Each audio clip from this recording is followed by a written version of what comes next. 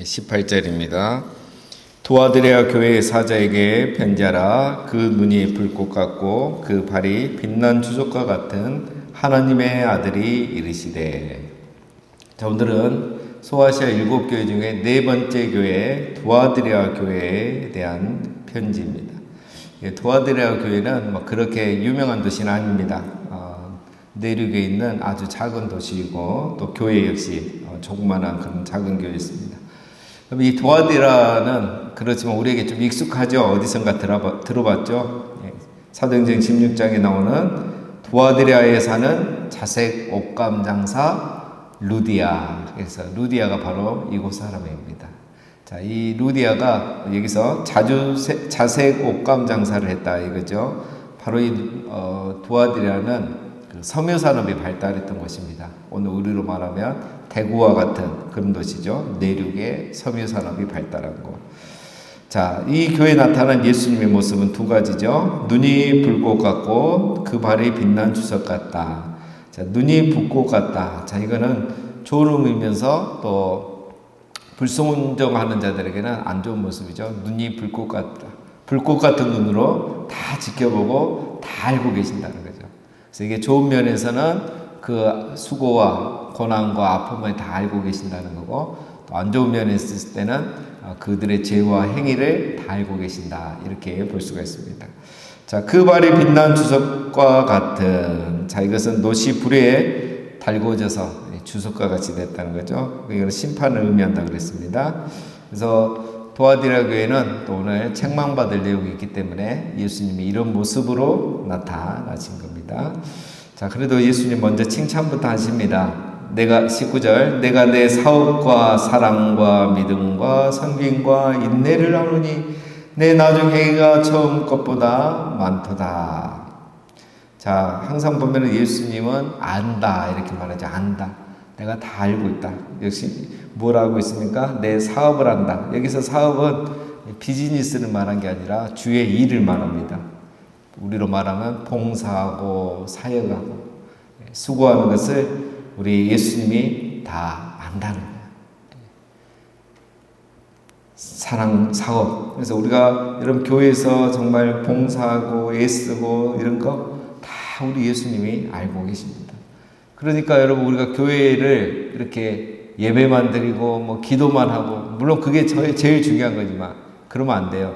교회에서 우리가 사역을 하고 봉사를 해야 됩니다. 우리 예수님이 그걸 다 알고 계셔요. 여러분 봉사하고 사역 안 하면 편하죠. 그냥 예배만 드리고 다니면, 또 물론 사정이 있어서 그렇게 하는 경우도 있지만, 그러나 우리 예수님은 네가 예배하는 걸 안 돼 이렇게 안 하죠. 네가 사역하는 것을 내가 다 알고 있다. 그래서 여러분 교회에서는 가능하면 우리가 건강할 때 또 젊었을 때는 가능하면 백수 성도가 되면 안 됩니다. 뭔가 내 은사 또 내가 할 수 있는 일, 작은 일 하나부터 이렇게 봉사하는 게 좋습니다. 자, 예수님이 알아주신다니까 얼마나 좋습니까? 또 뭐라 하죠? 내 사랑과 믿음과 섬김과 인내를 아노니. 사역을 할 때는 사랑으로 해야 되죠.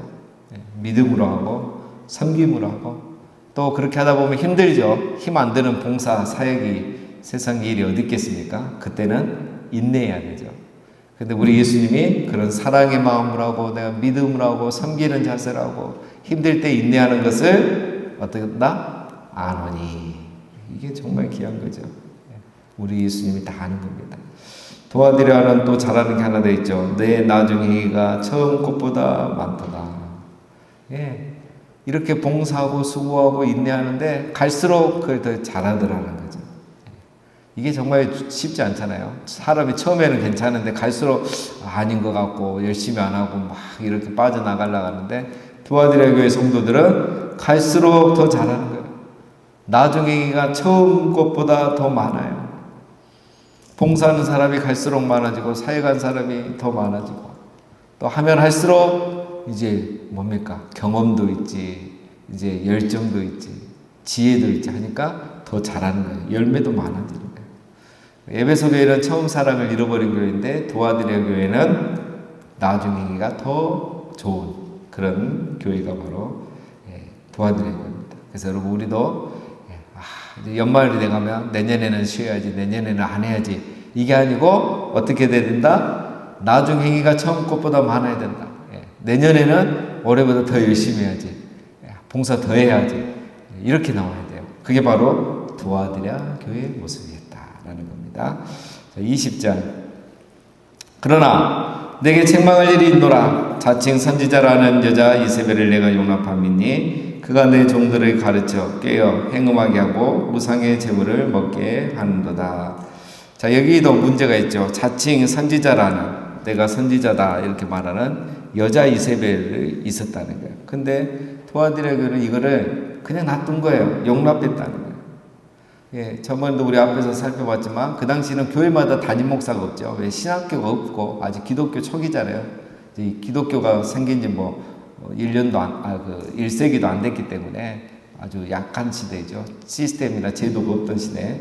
그래서 이제 이런 순회 전도자들이 많은 겁니다.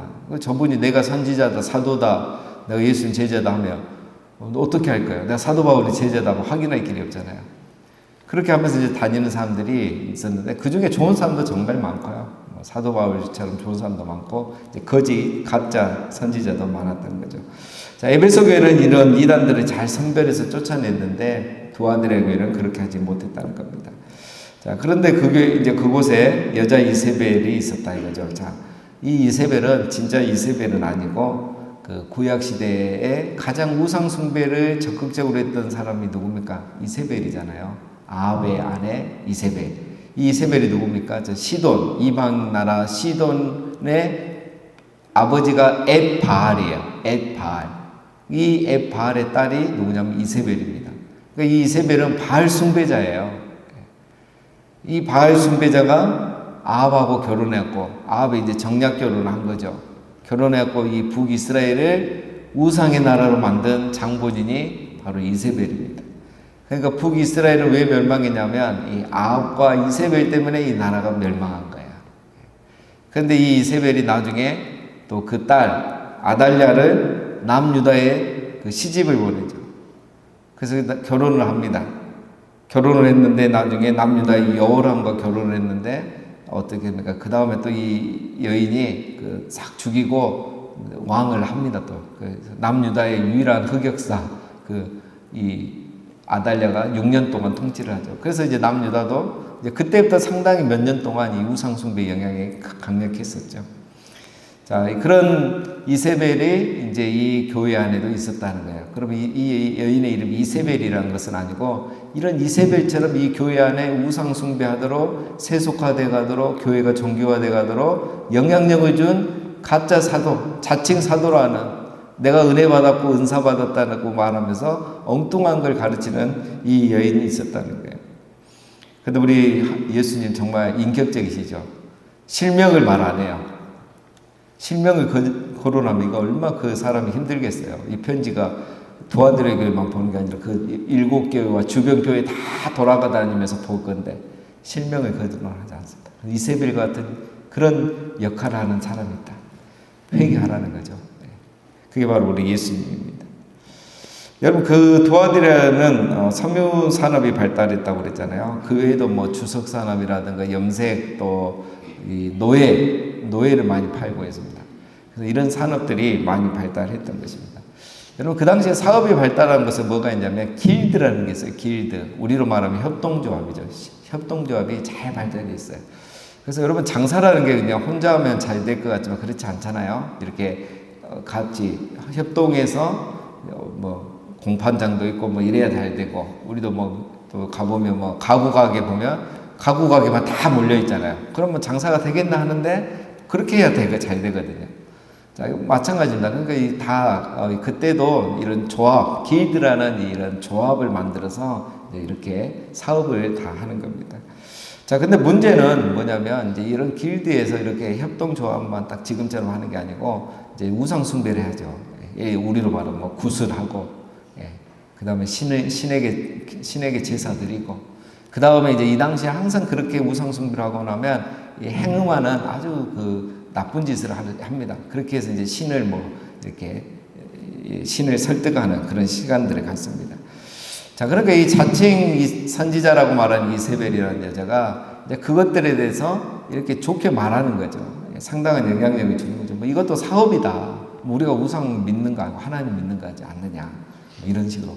우상 숭배만 안 하면 된다. 거기 가가지고 차에서 우상 숭배만 안 하고 2부 순서 이렇게 먹고 교제하면서 뭐 이렇게 하면 된다.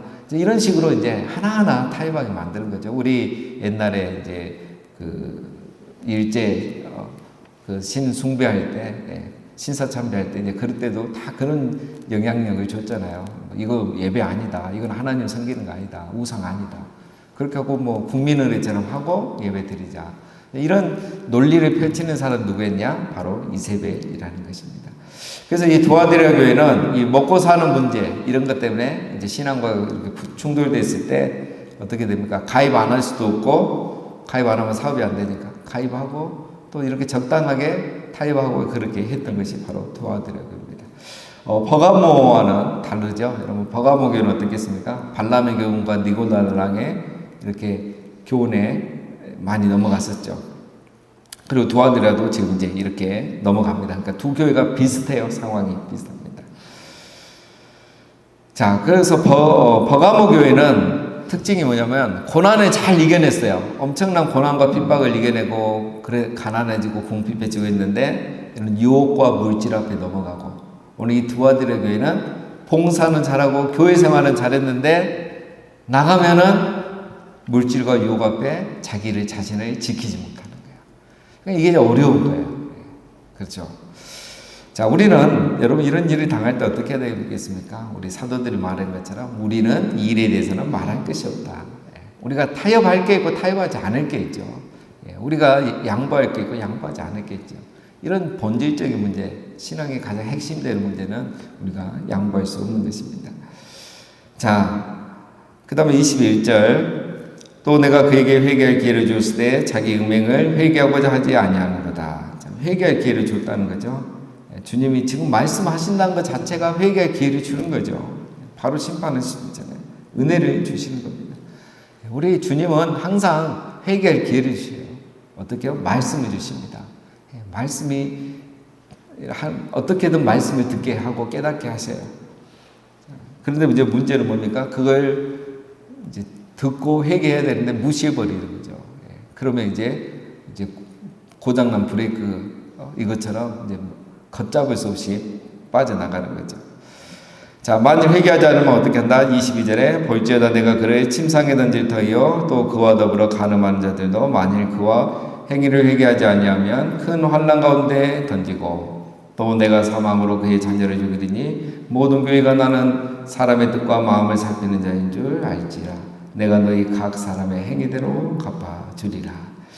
자, 회개하지 않으면 어떻게 한다? 첫 번째, 침상에 던져버린다. 예수님이 침상에 던지겠다는 거예요. 이건 무슨 말이냐? 잠자란 말이 아니고, 뭐죠? 병으로 눕게 하겠다는 거예요. 알아 눕게 하겠다는 거예요. 마음대로 다니지 못하게. 네 마음대로 그렇게 죄 짓고, 뭐, 사업한다 치고, 뭐, 네 정욕대로 그렇게 살지 못하는데 들어 눕게 하겠다 이거죠. 무서운 말씀이죠. 그 다음 큰 환난 가운데 던지시고, 너에게 고난을 주겠다 이거죠.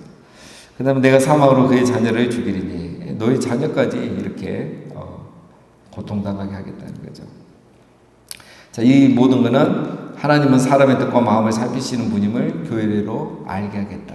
그래서 내가 사람의 행위대로, 각 사람의 행위대로 갚아주시겠다는 거죠. 자, 우리 예수님이 너무하신 것 같다 이런 생각이 들 수도 있지만 아닙니다. 여러분 예수님이 경고하잖아요. 회개하라고 하잖아요. 그러니까 목적은 이 세 가지 벌을 죽이는 게 목적이 아니고 회개하기 위해서 돌이키게 하기 위해서 이렇게 경고 주시는 겁니다. 그래서 예수님이 잔인한 분이 아닌 거죠. 이게 다 어쨌든 고난 안 당하고 지옥에 안 가도록 우리 예수님이 이렇게 사랑으로 권면하고 계시는 겁니다. 24절 두아디라에 남아있어 이 교훈을 받지 아니하고 소위 사단의 깊은 것을 알지 못하는 너희에게 말하노니 다른 짐으로 너희에게 지울 것은 없노라. 다만 너희에게 있는 것을 내가 올 때까지 굳게 잡으라. 자, 정말 감사하죠. 여러분 두아디라 교회 안에도 다 그렇게 이세벨에게 넘어가고 이세벨만 따라가지 않았던 거예요. 자기 믿음을 지킨 사람이 있더라는 거예요. 내가 길드에 가입하지 않더라도 내가 내 옷만큼 돈을 못 벌더라도 자기 믿음을 지키고 신앙을 지킨 사람이 있었다는 거예요. 그래서 예수님은 그들에게 말합니다. 내가 다른 거 요구하지 않는다. 내가 올 때까지 그 믿음 굳게 잡고 있어라. 현 상태의 믿음을 유지해라. 여러분 얼마나 감동됩니까? 여러분 어느 시대에나 남은 자가 있어요. 여러분 기독교 역사 2000년, 우리 구약의 역사까지 하면 그 긴 4000년, 오늘날까지 이렇게 교회가 남아있는 이유가 뭐겠습니까? 여러분? 이런 남은 자들이 있는 거예요. 시대마다 누가 뭐라 해도 거기에 넘어가지 않고 타협하지 않고 자기 신앙, 자기 믿음을 지킨 이 소수가 있는 것입니다. 어떤 시대의 유혹이, 사상이, 또 사단의 공격이 있어도 자기 믿음을 지킨 그들이 있었던 거예요. 그래서 여러분 우리에게는 이런 믿음이 필요해요. 좀 분별하고 듣는 대로 다 믿지 말고, 여러분 세상에 요즘 얼마나 더 거짓말이 많습니까? 유튜브 그거 다 믿으면 안 돼요. 그러니까 이걸 우리가 못 걸러내니까 자꾸 생각도 이상한 데로 가고 믿음도 이상한 데로 가고 성경 배우는 것도 이상한 데로 가버려요. 분별해야 됩니다. 이세벨을 분별하고 니골라당을 분별하고 발람의 교훈을 분별하고, 그렇게 안 하면 우리 믿음을 못 지켜요. 그래서 그 믿음을 우리가 주님 올 때까지 끝까지 굳게 붙잡아야 하는 것입니다. 끝까지 버티는 사람, 끝까지 지키는 사람, 그 사람이 구원을 얻게 되는 것입니다. 여러분 과유불급, 그렇죠? 과유불급. 너무 많고 너무 우리가 뭔가 하고 너무 많은 걸 가지려고 너무 많은 걸 누리려고 너무 많은 걸 해내려고 그럴 필요 없어요. 그러다 보니까 과유불급이 되는 거예요. 그러다 보니까 우리가 하나씩 오히려 무너지고 양보하게 되는 겁니다.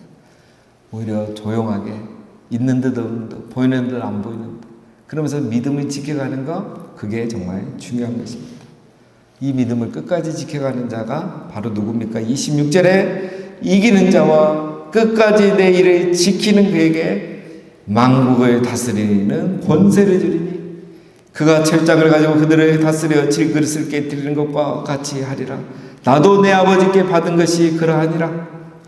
이기는 자, 끝까지 지키는 자가 누굽니까? 전쟁에서 이기는 자를 말하는 게 아니에요. 이세벨의 교훈으로부터 자기 믿음을 지킨 자, 발람의 교훈, 니골라당의 교훈, 희한한 복음의 말씀에 다른 것들이 들어올 때 그런 것들에 넘어가지 않고 타협하지 않고 내 욕심 이루기 위해서 그것들을 받아들이지 않고 그냥 과유불급이라는 지혜를 가지고 좀 없더라도 소박하게 보이는 듯 보이지 않는 듯 자기 믿음을 지켜가는 것, 그게 바로 이기는 자예요. 끝까지 지키는 자입니다. 이런 사람에게 두 가지 축복이 주어집니다. 첫 번째가 뭡니까? 내가 그에게 만국을 다스리는 권세를 주리니. 만국을 다스리는 권세가 뭡니까? 여러분 우리 예수님이 뭐랍니까? 나도 아버지께 받은 것이 그러하니라. 여러분 예수님이 사시는 동안 얼마나 이 발람의 교훈, 니골라당의 교훈, 이세벨의 교훈의 그 유혹과 공격을 많이 받았습니까? 그러나 예수님 끝까지 자기 믿음 지키셨잖아요. 그러다가 죽으셨지만 마지막에 하나님께서 부활하신 예수님에게 하늘과 땅의 모든 권세를 주셨잖아요. 예수님이 인정받은 거예요. 바로 자기 믿음을 끝까지 지키는 자, 그 사람이 이기는 자이고 그가 결국 마지막 부활의 영광에 참여하게 되는 것입니다. 두 번째 28절, 내가 또 그에게 새벽별을 주리라. 귀 있는 자는 성령이 교회들에게 하시는 말씀을 들을지어다. 새벽별을 주겠다는 두 번째 축복. 새벽별은 뭐겠습니까, 여러분? 우리 예수 그리스도를 말하는 거죠. 앞에서 뭐라 했습니까? 감추였던 만나를 주겠다 했죠. 그건 뭐라 했습니까? 예수 그리스도죠. 바로 예수님이 그 사람과 함께 하겠다. 영생의 선물을 주겠다. 구원의 축복을 주겠다. 뭐 이런 식인 겁니다. 자, 그래서 여러분 구원의 복은 그냥 말로 받는 게 아니고 말로 고백해서 받는 게 아니고 그죠? 이기는 자, 자기 믿음을 지키는 자, 끝까지 지키는 자가 이 놀라운 구원의 복, 영생의 복, 부활의 영광, 마지막 천국의 복을 누리게 된다고 합니다. 자, 오늘 우리 도와드려야 교회를 통해서 중요한 것을 살펴봤습니다. 여러분, 우리가 주님을 사랑한다는 것은 교회를 사랑한다는 거고, 교회를 사랑한다는 것은 교회를 잘 섬기는 것을 말합니다. 그리고 섬길 때는 사랑과 믿음과 인내로 우리가 섬겨야 한다는 것입니다. 그리고 가장 중요한 것은 우리의 믿음은 과유불급이 정말 그것을 기억해야 된다는 거죠. 그렇지 않으면 우리가 괜히 이 시대의 흐름 따라가다가 내 믿음마저 지키지 못하는 때가 있는 것입니다.